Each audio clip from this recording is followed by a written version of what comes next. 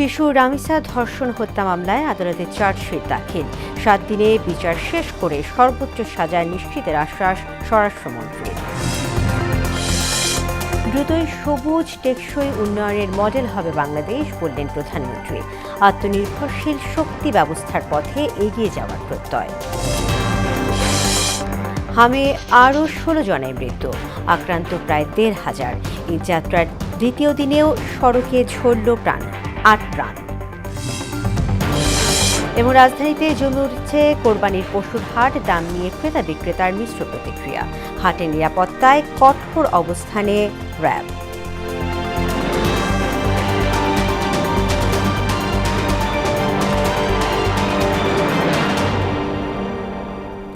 আসসালামু আলাইকুম, মোহনা সংবাদে সবাইকে স্বাগত। শুনছিলেন শিরোনাম, পুরো সংবাদে আছি আমি তাসমিয়া জেরিন। এবারে পুরো সংবাদ। রাজধানীর পল্লবীতে শিশু রামিসাকে ধর্ষণের পর হত্যার ঘটনায় হওয়া মামলায় আসামি সোহেল রানা এবং তার স্ত্রী স্বপ্না আক্তারের বিরুদ্ধে চার্জশিট দাখিল করা হয়েছে। সিএমএম আদালতের সংশ্লিষ্ট শাখায় মামলার তদন্তকারী কর্মকর্তা পল্লবী থানার উপপরিদর্শক ওয়াহিদুজ্জামান এ অভিযোগপত্র জমা দেন।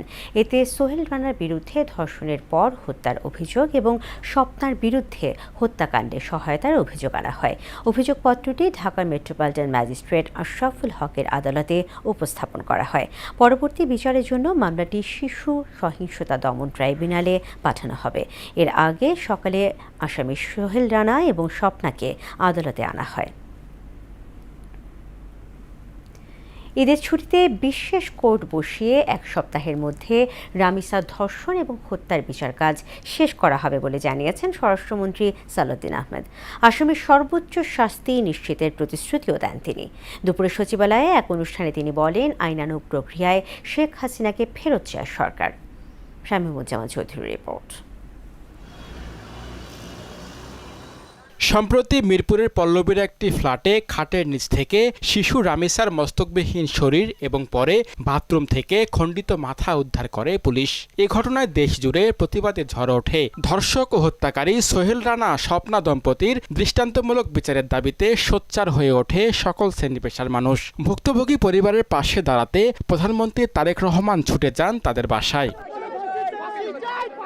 সচিবালয়ে Bangladesh secretariat reporters forum BSRF সংলাপে অংশ নেন স্বরাষ্ট্রমন্ত্রী সালাউদ্দিন আহমদ। এ সময় তিনি কথা বলেন রামিসা হত্যাকাণ্ডের বিষয়ে। ঈদের ছুটির মধ্যেই বিশেষ কোর্ট বসিয়ে সর্বোচ্চ 7 দিনের মধ্যে বিচার কাজ সম্পূর্ণ করা হবে বলে সাফ জানিয়ে দেন তিনি। আমরা একজন স্পেশাল পিপি নিয়োগ করেছি শুধুমাত্র এই মামলাটা ডিল করার জন্য। সবকিছু বিবেচনায় আমরা আশা করছি যে আজকের মধ্যে তো চার্জশিট প্রদান করা হবেই এবং খুব সম্ভবত 5 থেকে 7 দিনের ভিতরে এই বিচার কার্য সমাপ্ত হবে।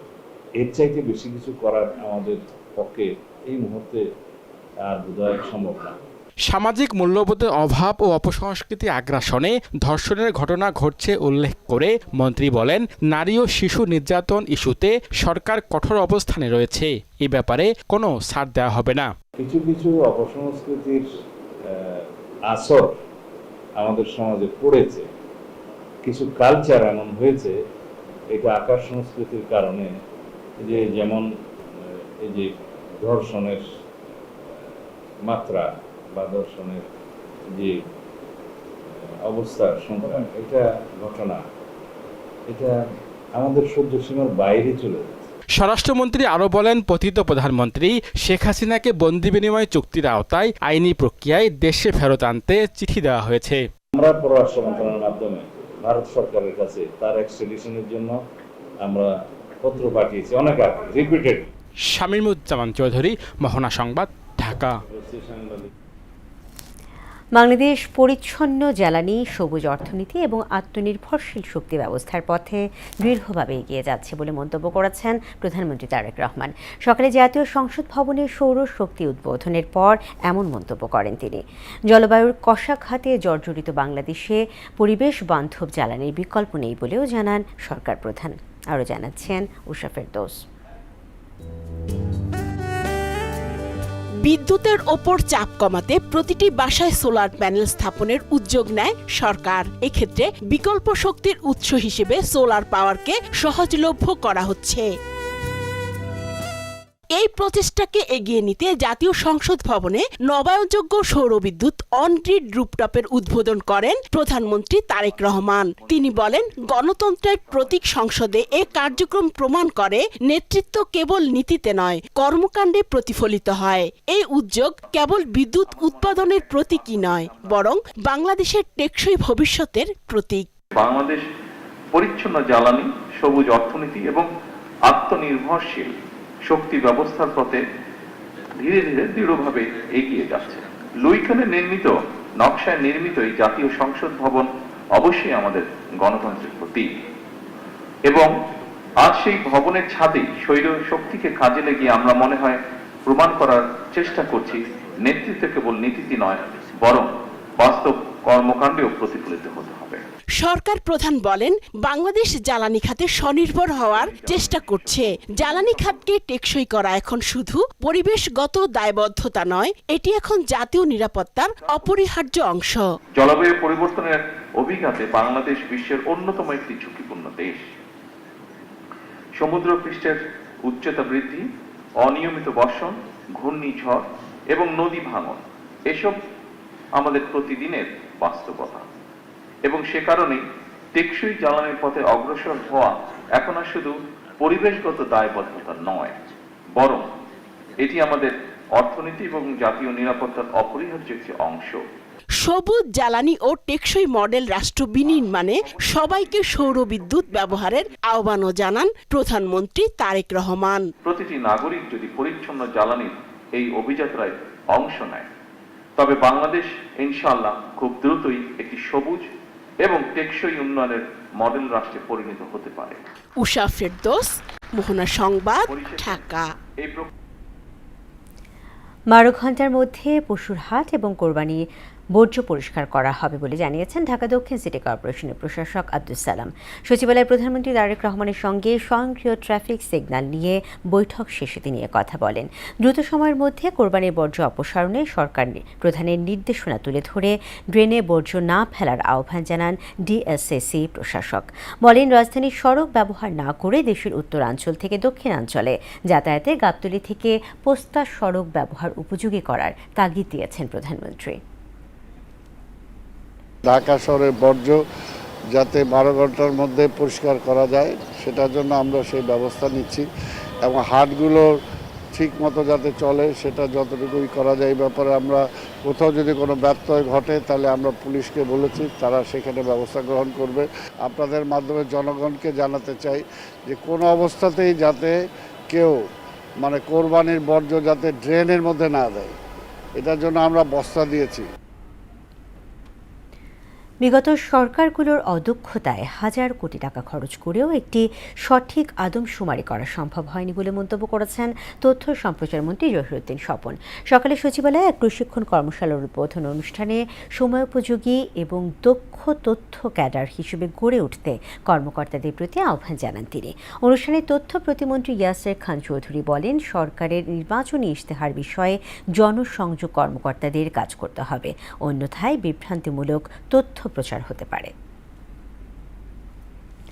ঈদের পর মানবতা বিরোধী অপরাধের 2 মামলার রায় হতে পারে বলে জানিয়েছেন চিফ প্রসিকিউটর মোহাম্মদ আমিনুল ইসলাম। তিনি বলেন, মানবতা বিরোধী অপরাধ মামলায় সাংবাদিকদের আসামি করা নিয়ে অ্যামনেস্টির হস্তক্ষেপ কাম্য নয়। অন্যদিকে নারী ও শিশু ধর্ষণ মামলা দ্রুত নিষ্পত্তিতে উচ্চ আদালতে বিশেষ বেঞ্চ গঠনের দাবি জানান সুপ্রিম কোর্ট আইনজীবী সমিতির সভাপতি মাহবুব উদ্দিন খোকন। আরও জানাচ্ছেন মোতাসির আলী। শাপলা চত্বরে হেফাজতে ইসলামের সমাবেশে হত্যাযজ্ঞের ঘটনায় সাংবাদিক ফারজানা রূপা ও মোজাম্মেল বাবুকে আসামির তালিকা থেকে বাদ দিতে আন্তর্জাতিক অপরাধ ট্রাইব্যুনালের প্রতি আহ্বান জানায় মানবাধিকার সংগঠন অ্যামনেস্টি ইন্টারন্যাশনাল।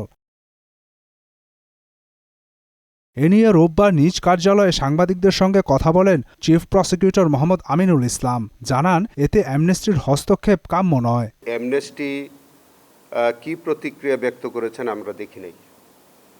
সেখানে অ্যামনেস্টি আমাদের একটি চলমান বিচার প্রক্রিয়াতে হস্তক্ষেপ করার কোনো উচিতও না, আইনগত সুযোগও নাই। ঈদ ছুটির পর মানবতা বিরোধী অপরাধের 2 মামলার রায় হতে পারে বলে জানান চিফ প্রসিকিউটর।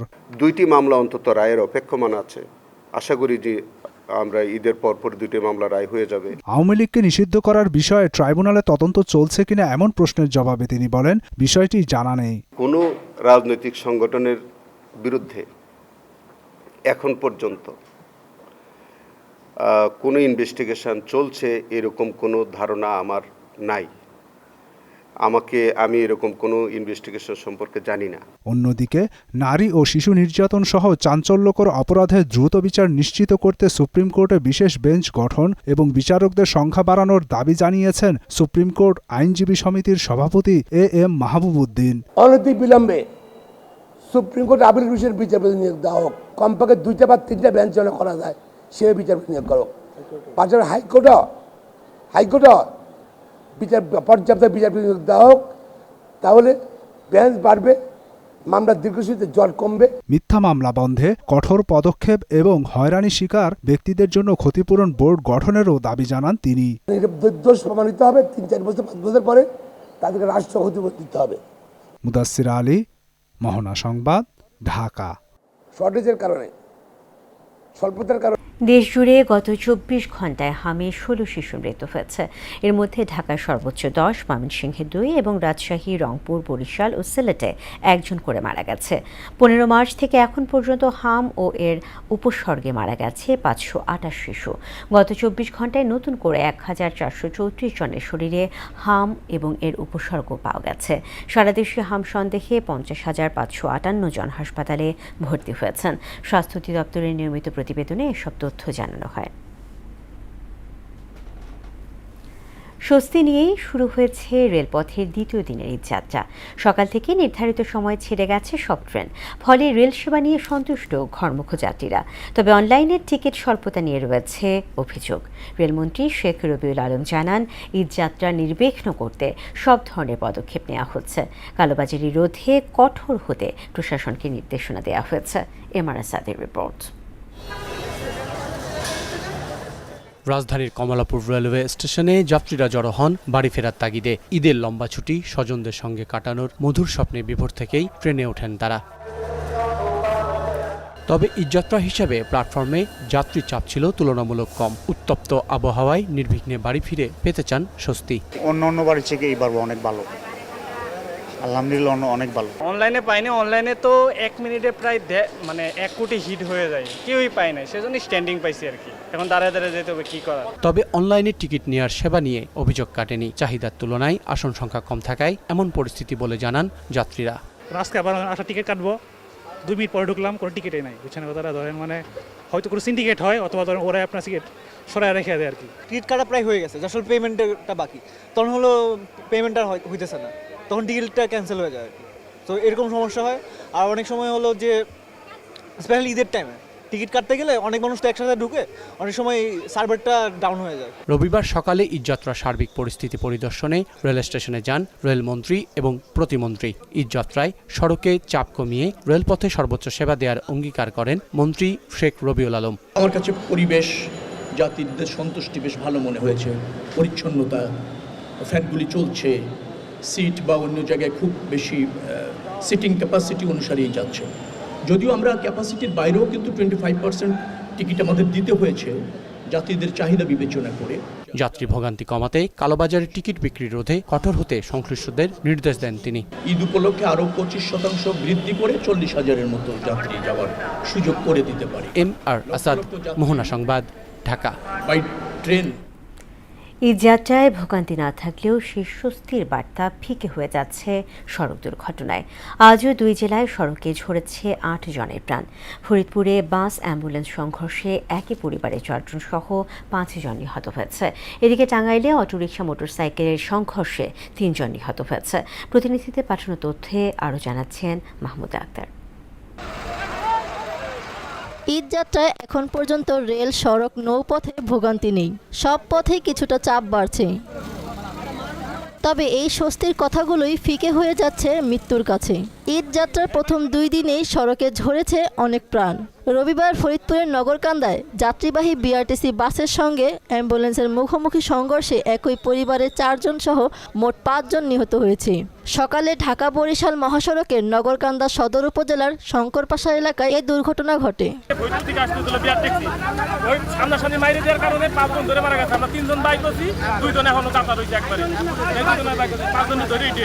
হাইওয়ে পুলিশ জানায় ভাঙ্গা থেকে ফরিদপুরগামী একটি যাত্রীবাহী বিআরটিসি বাসের সঙ্গে বিপরীতমুখী একটি অ্যাম্বুলেন্সের মুখোমুখি সংঘর্ষে ঘটনাস্থলেই 5 জন নিহত হন। অ্যাম্বুলেন্সের যারা রোগী বা যাত্রী ছিলেন এবং ড্রাইভার সহ 5 জন স্পটে মারা গেছেন।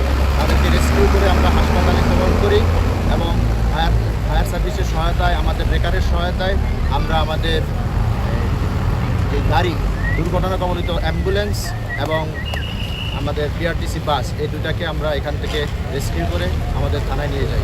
এদিকে টাঙ্গাইলের বাসাইলে মোটরসাইকেল ও সিএনজি চালিত অটোরিকশার মুখোমুখি সংঘর্ষে মোটরসাইকেল আরোহী 3 জনের মৃত্যু হয়েছে। সকালে বাসাইল টাঙ্গাইল সড়কে বাংলা কালী মন্দির এলাকায় এই ঘটনা ঘটে। নিহতদের মধ্যে একজন ঘটনাস্থলে ও বাকি 2 জনের মধ্যে একজন টাঙ্গাইল জেনারেল হাসপাতাল এবং অপরজনকে ঢাকায় নেওয়ার পথে মৃত্যু হয়। মাহমুদা আক্তার, মোহনা সংবাদ। এবারে কোরবানির হাটের খবর।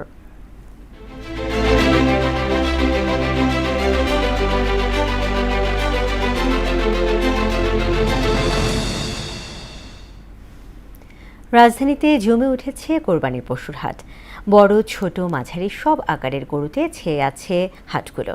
বাহারি নামের পশুর প্রতি মানুষের আকর্ষণ তৈরি হলেও বেশি বিক্রি হচ্ছে মাঝারি গরু। বিক্রেতারা বলছেন একেবারে শেষ দিকে এসে বেচাকেনা আরও বাড়বে।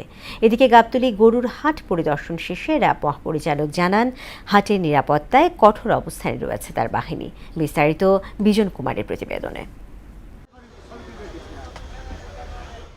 আসন্ন কোরবানির ঈদকে সামনে রেখে জমে উঠেছে রাজধানীর পশুর হাট। দেখা মিলছে বড়, মাঝারি এবং ছোট আকারের গরু। বড় বা নামধারী পশু নজর কাড়লেও চাহিদা বেশি মাঝারি আকারের গরুতে। বাজারে মিডিয়াম গরুগুলো একটু কিনা বেচা হচ্ছে, বড়গুলো কাস্টমার আসছে, দাম দর করছে। এটি গরু বেশি, এটি মনে করেন 1,15,000, 10।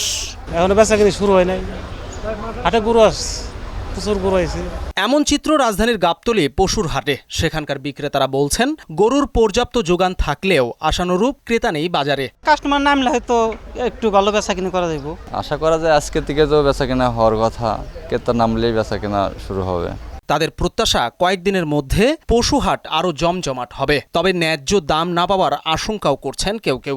এই সমস্ত গরু মনে করেন আমাদের কিনা হলে 1 লাখ, দাম করে 70, 75, কত 60 হয়। কাস্টমার যেগুলো দাম করছে এগুলো আমার মানে পুয়াল খরচের দানা খাদ্যর দামই হচ্ছে না। ক্রেতাদের একটি বড় অংশই এখন বাজার পর্যবেক্ষণ করছেন। দর কষাকষিতেই সময় লাগছে অনেক। গেল বছরের চেয়ে গরুর দাম খানিকটা বেশি বলে জানান তারা। গরু দেখতে আসছে আপাতত, গরু এখনো তো পুরোপুরি মনে হইতেছে গাবতলীর হাটটা জমজমাট হয় নাই। গরুর দাম যেভাবে করে চাইতেছে এইভাবে করে আসলে বিগত দিনে কখনো বেচা বিক্রি হয় নাই। যারা বিক্রেতা তাদের কাছে আমার রিকোয়েস্ট হচ্ছে এটা, যে তারা ছোট করে দামটা চায়। রবিবার সকালে গাবতলী গরুর হাট পরিদর্শনে যান র্যাবের মহাপরিচালক আহসান কবির পলাশ। পরে সংবাদ সম্মেলনে তিনি বলেন, এবছর হাটের নিরাপত্তায় কঠোর অবস্থানে রয়েছে তার বাহিনী। নিরাপদে গবাদি পশুর হাটসমূহে নিয়ে যাওয়া নিশ্চিত করতে ব্যাটালিয়ন সমূহ তাদের নিজস্ব দায়িত্বপূর্ণ এলাকায় রোবাস্ট পেট্রোলিং পরিচালনা করছে। গুরুত্বপূর্ণ এলাকাসমূহে নিরাপত্তা নিশ্চিত করতে চেকপোস্ট পরিচালনা করছে। জাল নোট তৈরি চক্রের সদস্যদের বিরুদ্ধে কঠোর ব্যবস্থা নেওয়ার কথাও জানান তিনি। জাল টাকা উৎপাদনকারীদের বিরুদ্ধে অভিযান অব্যাহত রয়েছে। বিজন কুমার, মোহনা সংবাদ, ঢাকা।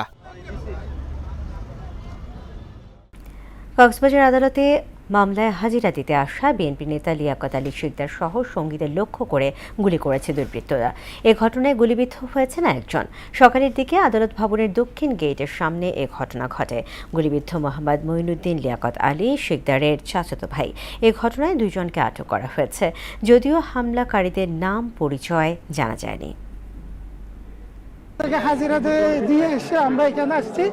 আমাদের গাড়ির দরজা যখন খুলছি, এও একজন এখান থেকে সিঁড়ি ওইটা থেকে এসে গুলি করছে।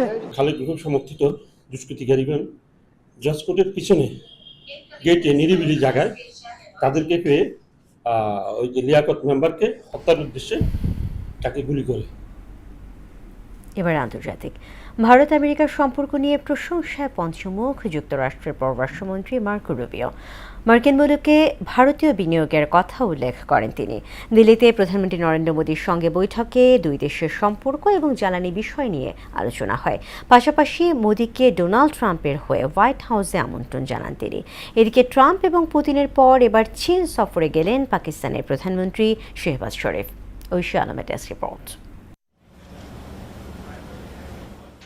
ভারত ও আমেরিকার সম্পর্ক নিয়ে উচ্ছ্বাস প্রকাশ করেছেন যুক্তরাষ্ট্রের পররাষ্ট্রমন্ত্রী মার্কো রুবিও। দুদেশ অনেক গুরুত্বপূর্ণ বিষয়ে একই পথে এগোচ্ছে বলে জানান তিনি। যুক্তরাষ্ট্রে ভারতের বিনিয়োগের কথা উল্লেখ করে রুবিও বলেন, দুদেশের মধ্যে অনেক অভিন্ন স্বার্থ রয়েছে।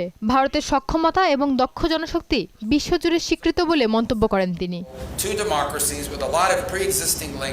আমেরিকার সঙ্গে এখনো চূড়ান্ত বাণিজ্য চুক্তি সম্পন্ন হয়নি ভারতের। এর মাঝেই আমেরিকা থেকে $50,000 কোটি মার্কিন পণ্য কেনার জন্য ভারত প্রতিশ্রুতি দিয়েছে বলে জানান মার্কো রুবিও। দিল্লিতে প্রধানমন্ত্রী নরেন্দ্র মোদীর সঙ্গে বৈঠকে দুই দেশের দ্বিপাক্ষিক সম্পর্ক এবং জ্বালানি বিষয় নিয়ে আলোচনা হয়েছে। এর পাশাপাশি মোদীকে ডোনাল্ড ট্রাম্পের হয়ে হোয়াইট হাউসে আমন্ত্রণ জানান তিনি। শনিবার নয়াদিল্লিতে পৌঁছানোর পর সামাজিক যোগাযোগ মাধ্যম এক্সে দেয়া রুবিওর পোস্ট শেয়ার করে ইরানের মুম্বাই কনসুলেট তাকে কটাক্ষ করে সভ্যতা শেখার কথা বলেন। এদিকে ট্রাম্প ও পুতিনের পর এবার চীন সফরে গেলেন পাকিস্তানের প্রধানমন্ত্রী শেহবাজ শরীফ। 26 মে পর্যন্ত 4 দিনের রাষ্ট্রীয় সফরে তিনি দেশটিতে অবস্থান করবেন। ঐশী আলম, মোহনা সংবাদ। শেষ করব মোহনা সংবাদ, যাওয়ার আগে শিরোনামগুলো আরও একবার।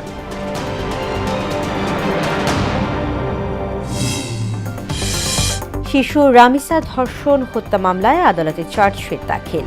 7 দিনে বিচার কাজ শেষ করে সর্বোচ্চ সাজা নিশ্চিতের আশ্বাস স্বরাষ্ট্রমন্ত্রী। দ্রুত সবুজ টেকসই উন্নয়নের মডেল হবে বাংলাদেশ বললেন প্রধানমন্ত্রী। আত্মনির্ভরশীল শক্তি ব্যবস্থার পথে এগিয়ে যাওয়ার প্রত্যয়। হামে আরও 16 জনের মৃত্যু, আক্রান্ত প্রায় 1,500। ঈদ যাত্রার দ্বিতীয় দিনেও সড়কে ঝরল 8 প্রাণ। এবং রাজধানীতে জমে উঠেছে কোরবানির পশুর হাট। দাম নিয়ে ক্রেতা বিক্রেতার মিশ্র প্রতিক্রিয়া, হাটের নিরাপত্তায় কঠোর অবস্থানে র্যাব। দর্শক, এই ছিল মোহনা সংবাদে। পরবর্তী সংবাদ রাত 9টায়, এর আগে সন্ধ্যা 7টায় দেখবেন সংবাদ এক নজরে। এছাড়া মোহনার সবশেষ খবর জানতে ভিজিট করুন www.mohana.tv। সংবাদ দেখতে পারেন আমাদের ফেসবুক পেজ ও ইউটিউবেও। এতক্ষণ সঙ্গে থাকার জন্য ধন্যবাদ।